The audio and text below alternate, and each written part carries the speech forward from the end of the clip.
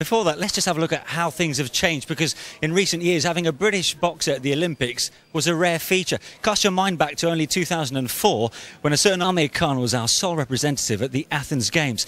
Well, fast forward to London 2012 and Team GB have got no fewer than 7 boxers. Every one of them has got a decent shout of a medal. You'll be hearing a lot more of these guys over the next few weeks, so let's officially introduce you to the official GB boxing team.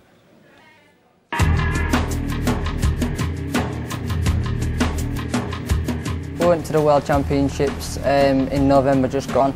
I come away with a silver medal, and I was stood there with a silver medal. I was just really frustrated, and I wasn't happy. I mean, I'm just #2 in the world. I'm going to these Olympics and I'm going to put everything I've got into it.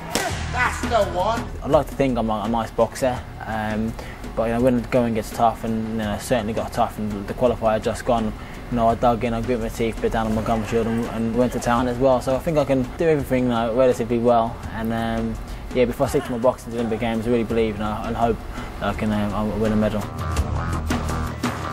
I know there's going to be an amazing atmosphere, the crowd, and maybe it is the fact when they see 2 6'8", 20-stone guys walking in, the crowd get excited, but I've got to keep my head on my shoulders and stick to my game plan, because at the end of the day, as long as I'm winning, that's what matters, because everyone loves a winner. I'm southpaw. Obviously I'm quite tall I'm 5'11", so I'm quite tall for lightweight. Fast on my feet, I've got a good defence and I've got fast hands. Winning a gold medal, obviously, that's my big dream. And obviously the things that come with it, the opening ceremony, the crowd, the screaming, the home games, it's going to be massive, can't wait. 12 6 fights in the World Championships. Because I lost in the final, I had to have a box off with Khalid Jaffai. So that's 7 fights just to get there. I'm a back foot boxer, so let them come forward and I just pick punches. I'm #2 in the world, and if I train really hard, I reckon I'll be the best out there.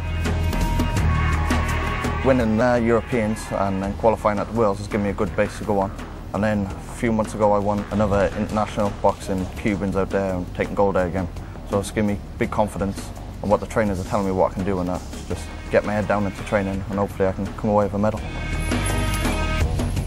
In 2004 I was watching Amir Khan in the Olympics, and all my family was cheering for him, and to think that I'd be going to the 2012 Olympics, it's a dream come true. All the hard work, everything I've put in over the years, just shows if you work hard at something and you dedicate your life to something, that you get the rewards, and that's what's happened with me now. All the hard work, all the training has all paid off. We're just a great team, and even though we're amateur, we've got a professional setup here in Sheffield, and we're just all dedicated to it, and I think that's going to be the difference come these Olympics.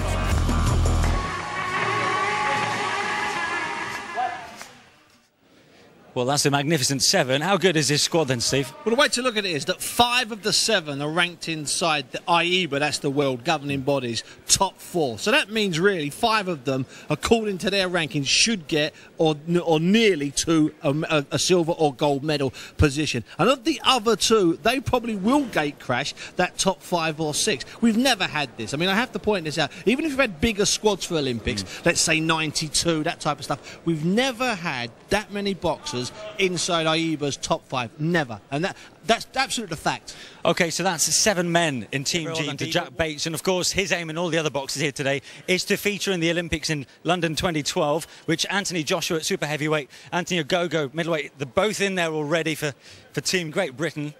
You're a proud Londoner. How does it feel to be there? Oh, it being in my back garden, I got the whole city behind me, hopefully, and the whole of Great Britain. But me being a Londoner representing London will be good. Everybody's tipping you for gold medal on August the 12th, and then you going pro, follow the likes of Amir Khan and James de Gale.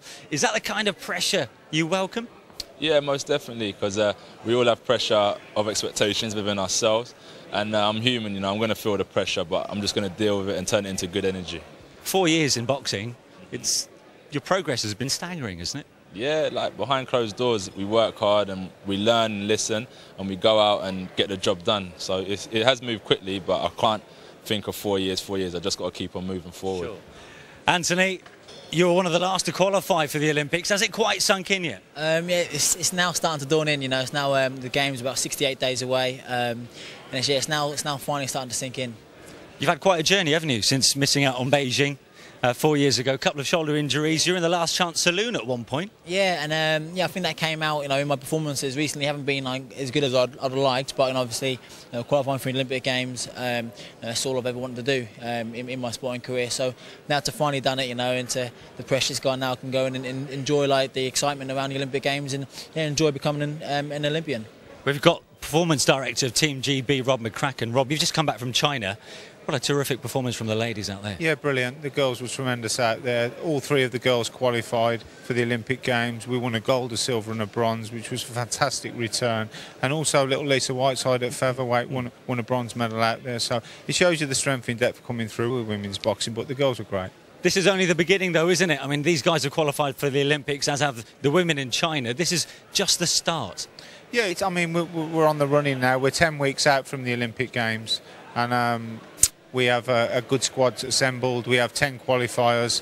We have one boxer who's really unlucky not to qualify, but we've got 10 definitely qualified going to London, 7 men and 3 women, and they've all got great chances of winning medals. We've talked about how things have changed since Athens in 2004 when Ahmed Khan was the only GB boxer. What can you put it down to?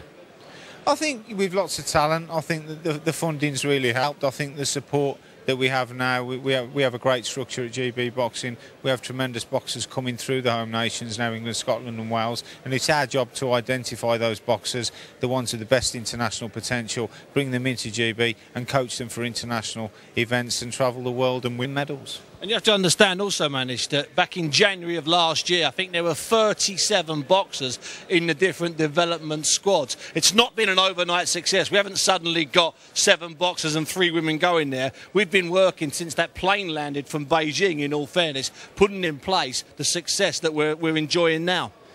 You'd agree with that, would you?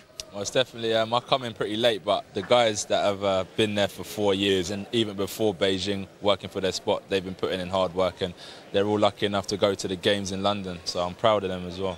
It's about coping with nerves, isn't it, to have the Olympics in your own backyard? Yeah, definitely. I think, prior to that question as well, I think, Rob's quite modest. We've got probably one of the best coaches in the world in Rob and the other 5 full-time coaches we've got as well. We owe a lot to them.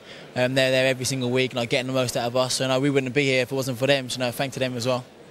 Yeah, Rob, it's true. I mean, you're almost building a legacy at the minute. Well, it's nice to think that, but I think the most important thing is to give boxers the best chance to have a great career, fulfil their potential and win medals and then go on to bigger things. And boxing opens doors for you. It can give you confidence. We have all kinds of characters that come into the squad, and I'm sure when they leave, and they can't all be Olympians and go and win medals, but I'm sure when they leave that they're wiser and that they know more about life and where they're going and what avenues they should go. Yeah. But for sure, we have tremendous talent. It's our job to coach it and get the success out of it. Steve, it's coming together at just the right time. It's coming together just at the right time, and as I say, that's not a fluke either. You keep going on training camps in Uzbekistan, you keep going on training camps in Kazakhstan. That's how you get the quality. And these 2 kids, these 2 especially, these love that pressure. The big fella, he's only going to go out if there's 15,000 people watching. The 2 Anthonys, Rob, Steve, great to see all of you.